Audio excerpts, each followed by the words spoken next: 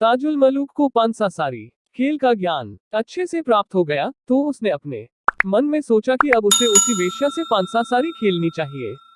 वह देखना चाहता था कि वह वेश्या कैसे प्रत्येक व्यक्ति को उस खेल में हरा देती है। एक दिन वह उसके दरवाजे पर जा पहुंचा। यहाँ पहुंचकर उसकी नजर एक बूढ़ी स्त्री पर पड़ी। उसने पास से गुजर रहे एक व्यक्ति से पूछा कि यह बूढ़ी स्त्री कौन है। उस व्यक्ति ने बताया कि यह औरत उस वेश्या की नौकरानी है। वह वेश्या बिना इसके पूछे कोई काम नहीं करती है। तब ताजुल मलूक ने सोचा कि अब उसे कोई ना कोई बहाना तलाश करना चाहिए जिससे कोई फल प्राप्त हो सके। यही सोच विचार करता हुआ वह वहां से वापस लौट आया। एक दिन जब वह फिर वहां गया तो फिर वही बूढ़ी औरत दिखाई पड़ी। वह वेश्या के घर के द्वार पर बैठी हुई थी। ताजुल मलूक ने उस बूढ़ी औरत के पास जाकर पहले उसे सलाम किया। उसके बाद उसके पैरों में अपना सर रखकर फूट फूट कर रोने लगा। तब उस बुढ़िया ने उससे पूछा, तू कौन है और इस तरह पागलों की तरह फूट फूट कर क्यों रोता है। तब ताजुल मलूक ने उस बुढ़िया को बताया, मैं इस नगर में परदेसी हूँ। सिवाय भगवान के मेरा कोई भी सहारा नहीं है। पूर्व दिशा में मेरा घर है। मेरे घर में मेरे साथ मेरी दादी रहती थी जो कि मर गई है। मेरी दादी बिल्कुल तुम्हारे जैसी दिखती थी। यदि तुम मेरे दुख को समझकर मेरी मदद करो तो मैं जीवन भर तुम्हारा दास बनकर रहूंगा। मैं तुम्हें अपनी दादी की तरह ही मानूंगा। ऐसी ही चापलूसी भरी बातें करके ताजुल मलूक बुढ़िया के हृदय में समा गया। बुढ़िया का कलेजा पिघल गया तो ये ताजुल मलूक से बोली, ए युवक, मेरा भी इस संसार में कोई नहीं है। मैं बिल्कुल ही अकेली हूँ। आज से तू मेरा पोता और मैं तेरी दादी हुई। तब ताजुल मलूक ने उससे कहा, दादी साहिबा, मैं एक सेठ के यहाँ पर नौकरी करता हूँ और उसकी सेवा करना भी मेरे लिए बहुत आवश्यक है। इसलिए मैं तुम्हारे पास रोजाना नहीं आ सकता। मैं कभी कभी मिलने आ जाया करूंगा। उस बुढ़िया ने कहा, कोई बात नहीं बेटा, जैसी तुम्हारी मर्जी।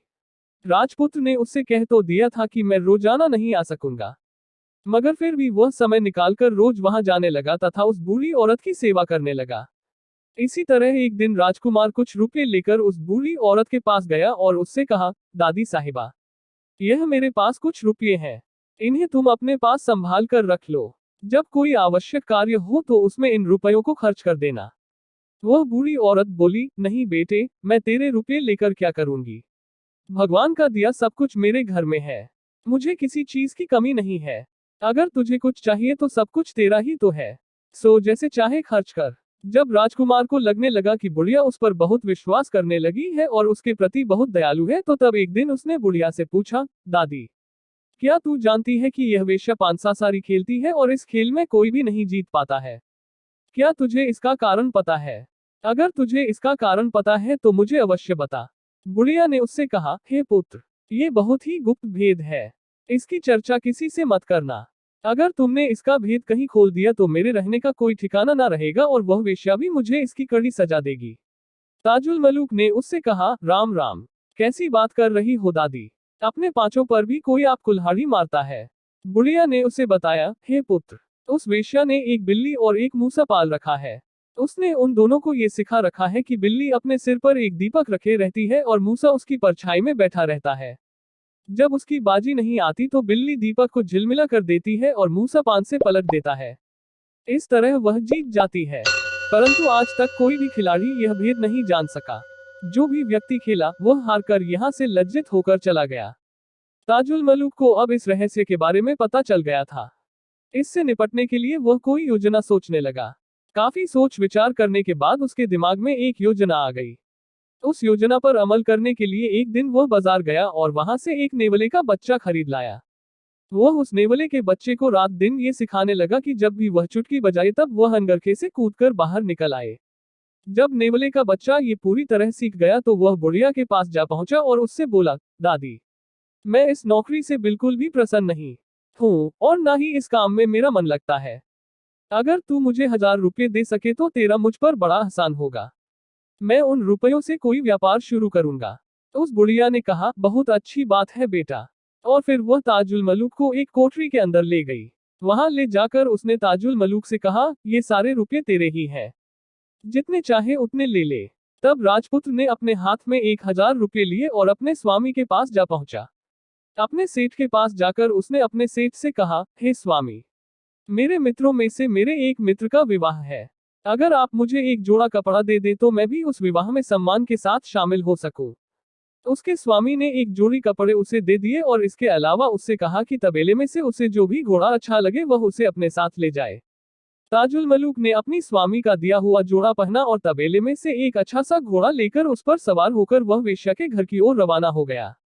वेश्या उसका रूप देखकर उस पर बुरी तरह मोहित हो गई। वह घबराकर फौरन ही उसके पास दौड़ी आई। ताजुल मलूक ने उससे कहा, तू सब परदेशियों को दुख दिया करती है और मैं इस नगर के स्वामी का सेवक हूँ, लेकिन तू कभी भी हमसे नहीं मिली। अब तो तुझे मुझे भी कोई अच्छा सा उपहार भेंट करना होगा। और राजपुत्र उसने ताजुल मलूक के लिए एक सुनहरी सोने की चौकी मंगवाई को उस पर बैठाया और खुद भी साथ में बैठ गई। जब शाम को सूरज अस्त हो गया और चंद्रमा निकल आया तब राजपुत्र ने उस वेश्या से कहा, मैंने सुना है कि तुम्हें पांसासारी खेलने का बड़ा शौक है। आओ हम दोनों एक एक बाजी खेलें। पहले तो उसने इनकार किया मगर फिर ताजुल मलूक के बेहद आग्रह करने पर पांसासारी मंगवा ली। पहले के ही समान लंबी बाजी लगाकर खेलने लगी। पहली बाजी राजपुत्र जानबूझकर हार गया।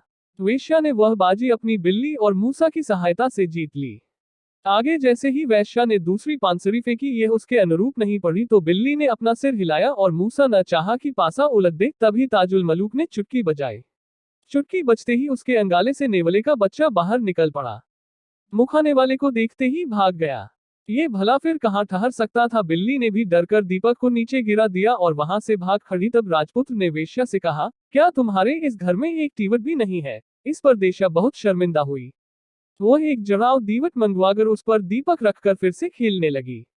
कहने वालों ने कहा है कि उस रात राजपुत्र ने 7 करोड़ रुपए जीते। इतने में ही सुबह हो गई। उनका खेत भी बंद हो गया। ताजुल मलूक ने उस वेश्या से कहा, अब मेरे स्वामी के भोजन करने का समय हो गया है, इसलिए अब मैं यहाँ और नहीं रुक सकता। अगर मैं ठीक समय पर वहां नहीं पहुंचा तो मेरे मालिक मुझे दंड देंगे। ये कहकर ताजुल मलूक ने जो भी रुपया उससे जीता था वह उसने वेश्या के पास ही रहने दिया ताकि वह शाम को आकर दोबारा खेल सके। फिर वहां से सीधा अपने स्वामी के पास लौट आया। शाम तक उसने अपने स्वामी का काम किया तथा संध्या होते ही वह घोड़े पर सवार होकर, जो कि पवन के समान चलता था, पुनः वेश्या के घर जा पहुंचा। वेश्या ने फिर उसे जड़ाव चौकी पर बैठाया। दोनों ने बैठकर एक साथ भोजन किया। भोजन करने के बाद वेश्या ने पांसासारी मंगवाए और 1 करोड़ रुपए की बाजी लगाकर खेलने लगी। कहते हैं कि वह खिलाड़िन वेश्या आधी रात बीतने तक लगभग 100 करोड़ रुपए हार गई। उसने आश्चर्यचकित होकर अपने आप से कहा, हे ईश्वर, क्या मेरी कमरेखा मिटी है जो मैं इससे लगातार हार रही हूँ? क्या मुझे ताजुल मलूक के साथ जाना होगा? उसके बाद ताजुल मलूक ने उससे कहा, अब तो तेरे पास कुछ भी नहीं रहा और आधी रात भी बीत चुकी है। अब यह आधी रात किस प्रकार गुजरेगी? इसलिए जो पूर्व और पश्चिम के राजपुत्रों को तूने अपने यहाँ कैद किया हुआ है, उनको इस बार बाजी पर लगा दे। अगर इस बार बाजी में तू जीत गई तो मैं तेरे सारे तू रुपये और धन वापस कर दूंगा। अगर मैं जीत गया तो तू उन सबको अपन कैद से मुक्त कर देगी। ये बात सुनकर वेश्या तुरंत राजी हो गई। फिर बाजी लगी। राजपुत्र ने थोड़ी देर बाद वह बाजी भी जीत ली। तब उस वेश्या ने कहा, मैं एक आखिरी बाजी और खेलती हूँ। अगर इस बार मैं जीत गई तो अपने हारे हुए सारे सामान वापस ले लूंगी और यदि हार गई तो जीवन भर तेरी दासी बनकर रहूंगी। राजपुत्र के भाग्य के दीपक उस दिन बहुत प्रकाशित थे। उसने वह बाजी भी जीत ली। तब वह वेश्या हाथ जोड़कर उसके सामने खड़ी हो गई और उससे बोली, परमेश्वर की दया से मैं आपकी दासी बनी। राजा ने मेरे लिए अपनी अवस्था को खो दिया, परंतु मैं किसी के हाथ नहीं आई। तुमने अपने भाग्य से मुझे पा लिया है। अब ये घर तुम्हारा है। तुम आनंद पूर्वक इस घर में रहो। ये सुन ताजुल मलूक ने उससे कहा, यह मुझसे नहीं होगा। मेरे ऊपर एक बड़ा भारी काम है। मुझे हर हाल में उस काम को पूरा करना है। अगर ईश्वर ने चाहा तो उससे निपट कर हम फिर दोबारा मिलेंगे। आगे ताजुल मलूक ने उससे कहा, यदि तुमको उचित लगे तो तुम 12 साल तक मेरी प्रतीक्षा करना और यह वेश्यावृत्ति का कार्य त्याग कर सत्य कर्म की राह पर चलना। ईश्वर का ध्यान सदैव करना। वेश्या ने राजपुत्र से कहा, तुम अभी युवा हो और मार्ग में बड़ी कठिनाइयों का सामना करना पड़ेगा। तुम्हें बहुत से दुख झेलने पड़ेंगे। तुम अभी जाने के लायक नहीं हो। अगर तुम्हें उचित लगे तो मुझे भी उस काम के बारे में बताओ। मैं भी तुम्हारे साथ चलूंगी। अब तुम्हारे बिना मुझे ये घर एक बंदी खाना लगेगा। उसके काम को जानने की जब उसने बहुत ज्यादा हट की तो तब राजपुत्र ने उससे बताया, मेरा नाम ताजुल मलूक है। मैं तुर्किस्तान के बादशाह जैनल मलूक का पुत्र हूँ। ईश्वर की इच्छा से मेरे पिता की आंखों की रोशनी चली गई। हकीमों और वैद्यों का विचार है कि मेरे पिता की आंखों की रोशनी गुलबकावली से ही वापस लौट सकती है। कोई और औषधि उनके लिए बेकार है। उसी दिन से मेरे भाई, जो कि कुछ दिन पहले से तेरे बंदीगृह में कैद थे, बकावली का फूल लाने के लिए ही राजमहल से निकले थे। मैं भी गुप्त रूप से उनके पीछे लगा हुआ हूँ।